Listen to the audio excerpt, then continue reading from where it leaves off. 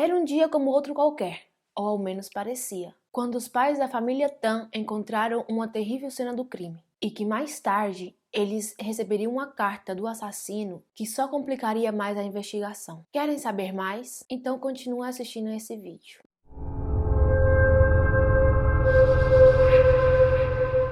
Mas antes, não se esqueçam de deixar o like, compartilhar muito esse vídeo, porque vocês sabem que a gente está rumo a 4.000 inscritos neste canal, e comentem aqui o que vocês estão achando da Sexta das Histórias. Então, vamos começar. Sejam muito bem-vindos a mais um vídeo do Sexta das Histórias. E hoje vamos falar do caso da família Tan. Eu quero começar falando que esse caso é bastante, eu diria frustrante. Vocês vão ver que no decorrer dessa história vão existir várias dúvidas aí, mas no final vocês vão ver que está bastante visível quem é realmente o culpado do que aconteceu. Mas, para vocês entenderem, vamos começar, Tudo começou um dia bem cedinho de janeiro de 1979, no bairro de Jeilambaro, em Singapura, onde a família Tan vivia. Os pais se chamavam Tan Quen Chai, de 38 anos, e Lee Mei Jin, de 30 anos. Eles tinham 4 filhos: Tan Kok Peng, de 10 anos, Tan Kok Hin, de 8 anos, Tan Kok Sun, de 6 anos, e uma menina, Tan Chin Ni, de 5 anos. Os vizinhos definiam eles como uma família muito feliz. Eles falavam que eles passavam muito tempo juntos e que eles se amavam e se cuidavam muito uns dos outros. E que também as crianças eram bastante educadas. Apesar deles serem uma família grande, a situação econômica deles não permitiam que eles pudessem se permitir um lugar mais amplo. Então eles viviam em um apartamento de um só quarto, onde eles compartilhavam. Eles viviam do quarto andar do número 58. Os 3 meninos maiores estudavam já no colégio primário de Bendemeer, enquanto a pequenininha ainda estava na creche. Os pais dos meninos trabalhavam com a van escolar e eles se dedicavam a transportar outras crianças às suas respectivas escolas. Como eles trabalhavam os 7 dias da semana, as crianças tinham que se cuidar sozinhas. O pai e a mãe deles tinham que começar a trabalhar muito cedo, então eles ficavam sozinhos em casa e tinham que se preparar sozinhos para ir para o colégio. Na manhã do 6 de janeiro de 1979, os pais, como sempre faziam, se levantaram e se arrumaram para ir trabalhar. Era aproximadamente umas 6:30 da manhã quando eles saíram de casa. Quando eles saíam para trabalhar, as crianças ainda dormiam, porque era muito cedo. Então, normalmente, a mãe deles tinha o costume de ligar para eles sobre as 7:10 da manhã para despertá-los e fazer com que eles se preparassem para ir para o colégio. Mas aquela manhã, algo diferente aconteceu. Ninguém atendeu o telefone de casa, o que era muito raro e fez que a mãe deles se preocupasse, porque talvez pensou que eles deveriam ter dormido e não escutou o telefone e iam perder a hora para ir pro colégio. Então o que ela fez? Ela ligou para uma vizinha que vivia no mesmo prédio e pediu para ela que por favor fosse ali verificar se os filhos dela teriam acordado, se preparando para ir pro colégio. E assim a vizinha fez, foi até lá. E quando bateu na porta, ela não obteve nenhuma resposta. A vizinha disse que ficou na porta ali batendo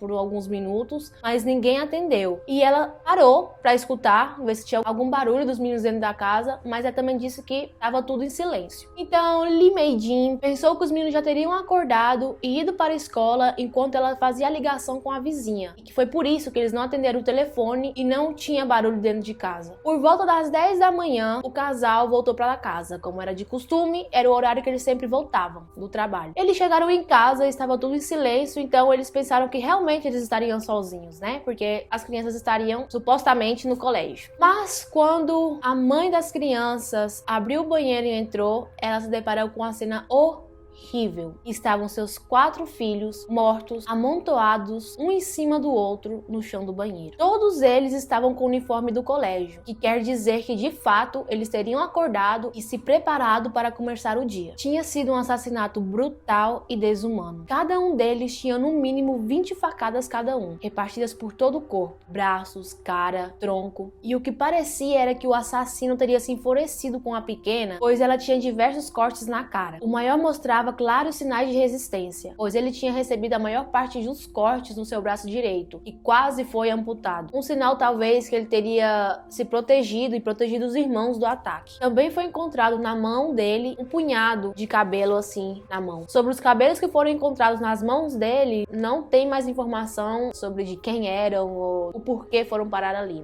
Quando a polícia chegou no local, eles falaram para os pais das crianças que os assassinatos poderiam ter sido premeditados. E por quê? Porque quando eles foram na casa, a fechadura da porta principal, por onde todo mundo entra, né, não estava forçada. A casa estava impecável, não tinha nada fora do lugar, eles não roubaram nada. A única coisa que faltava realmente eram 2 facas que sumiram da cozinha, que seriam as facas que foram utilizadas no crime. Mas essas facas nunca apareceram. Então isso fez acreditar que as crianças realmente teriam aberto a porta para a pessoa e eles já conheciam a pessoa, tinham uma certa confiança com quem entrou dentro dessa casa, porque outra explicação não tem. Porém, também comentaram que a mãe das crianças tinha perdido as chaves uns dias antes. Mas é difícil que a pessoa que encontrasse as chaves dela soubesse tanto sobre a rotina da família. Outra opção também pode ser que alguma pessoa teria roubado as chaves da casa deles e aproveitado que os pais não estavam e ter feito essa barbárie com as crianças. Outra coisa que a polícia falou que poderia sim ser uma pessoa conhecida pela família foi, como eu falei, a pessoa conhecia a rotina. A pessoa que fez isso sabia perfeitamente que naquele horário os pais das crianças não iam estar, pois eles sabiam o horário que os pais voltavam para casa. E também porque a pessoa ou as pessoas que fizeram isso ficaram bastante tempo dentro do apartamento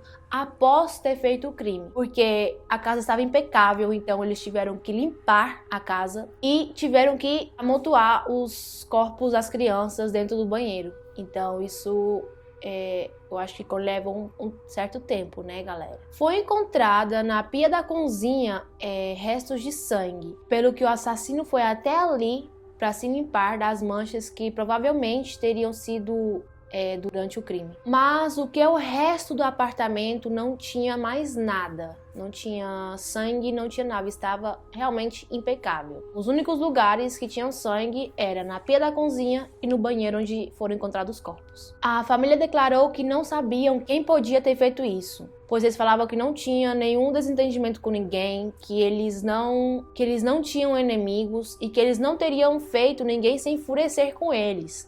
Não ao ponto de uma pessoa querer matar os seus próprios filhos. Interrogaram muitos suspeitos e um deles era uma mulher que morava no prédio, a qual os meninos chamavam de vozinha. Essa mulher vivia no corredor do prédio e ela sempre ficava olhando os meninos brincar. Ela passava o dia todo ali, ela ia para lá de dia e só saía dali de noite. Então ela via como as crianças subiam e baixavam, ia de cá para lá enquanto brincavam. Então pensaram que se alguém viu o que aconteceu, esse alguém seria essa mulher. Infelizmente, aquele dia, a vozinha não sentou no corredor. Ela disse que esse dia ela tinha que lavar os cabelos. Porém, um taxista entrou em contato com a polícia porque disse que tinha uma certa informação. Ele disse que no dia do assassinato, sobre as 8 da manhã, ele tinha pegado um cliente de aproximadamente 20 anos pela zona onde a família morava. Ele disse também que o homem tinha manchas na roupa e que ele levava uma faca dentro do bolso da calça. O taxista disse que quando ele foi entrar dentro do carro, a faca que estava dentro do seu bolso bateu na carroceria do carro, fazendo um barulho metálico. Passaram-se 2 semanas depois do assassinato, o casal Tan recebeu uma felicitação pelo Ano Novo Chinês. Era uma postal que aparecia um desenho de os meninos brincando e dentro dessa postal tinha escrito: "Agora você não pode ter mais filhos. Ha, ha, ha.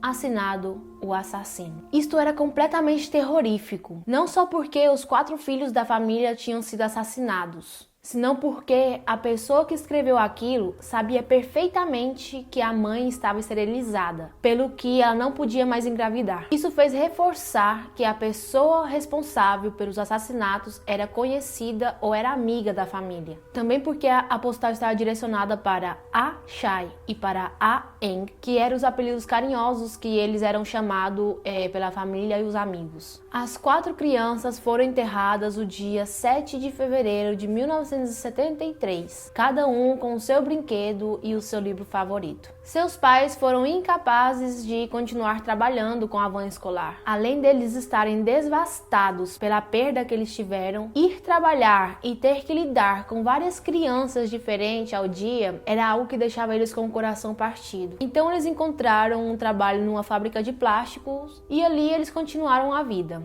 Eles também não mudaram de casa, deixaram as coisas das crianças tal e como eles tinham deixado no dia que eles morreram. Até as mochilas que eles tinham preparado para ir para o colégio aquele dia, que estavam no sofá da sala, também continuavam ali. Um tempo depois, eles tentaram adotar uma criança, mas por temas burocráticos eles não conseguiram. Então eles resolveram buscar entre vários médicos para tentar reverter a laqueadura, né, que a mulher tinha, e assim eles poderem ter um filho deles. Porém, eles também não encontraram nenhum médico que foi capaz de fazer isso. Parecia que o mundo não andava para eles, parecia que a vida deles tinha parado, tinha sido marcada por aquela tragédia, e é algo muito triste, né?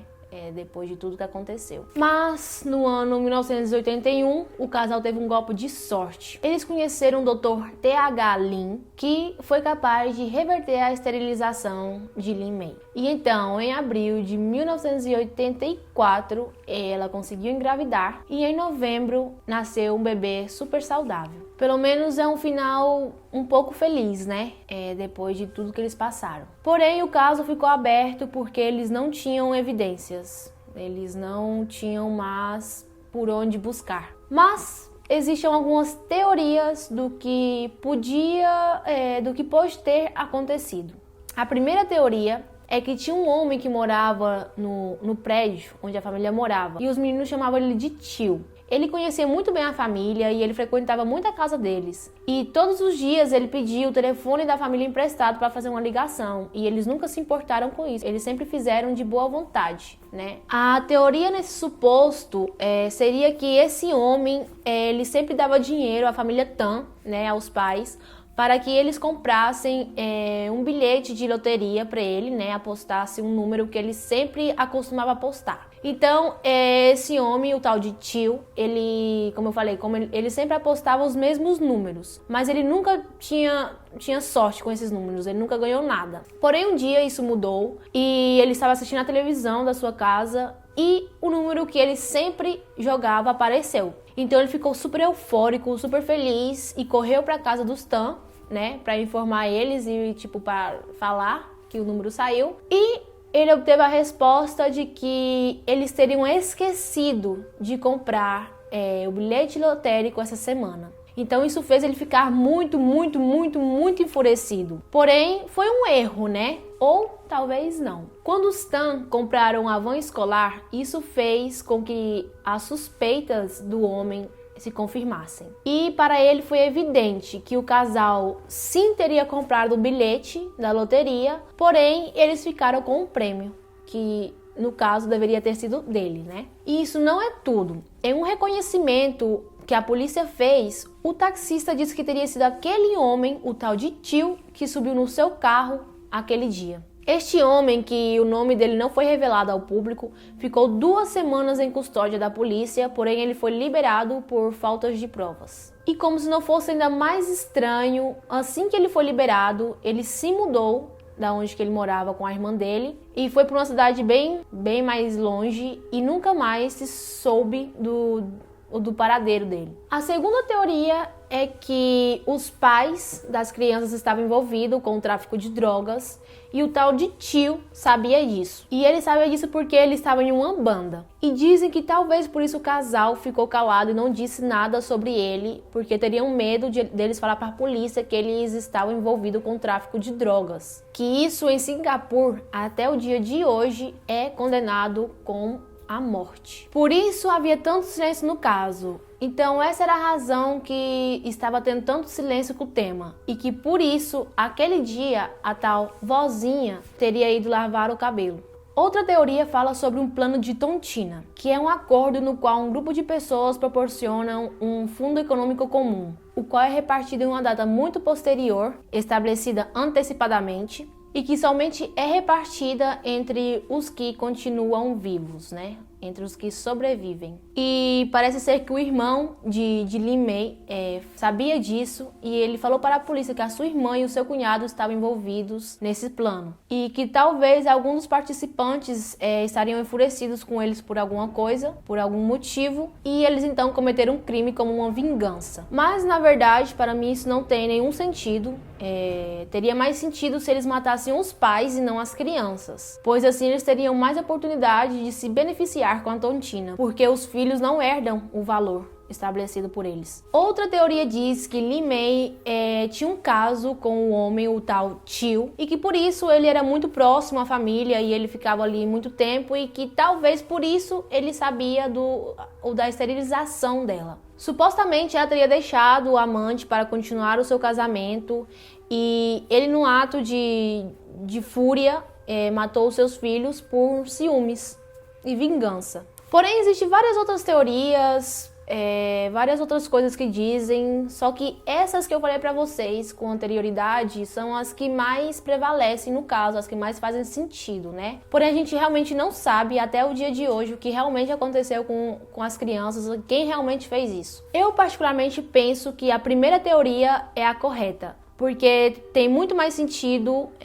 já que o tal de Tio, né? Ele foi identificado pelo taxista, ele tinha informações, ele tinha um motivo, né?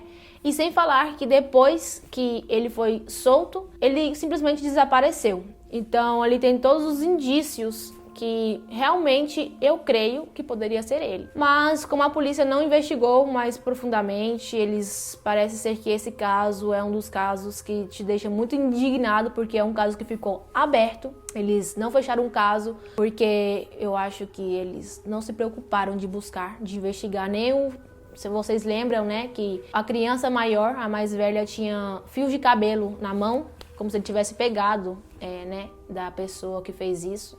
Então eles também não investigaram. Então a gente não sabe, né? Até o dia de hoje a gente não sabe o que realmente aconteceu. Então, galera, o vídeo termina por aqui. Esse caso encerra por aqui.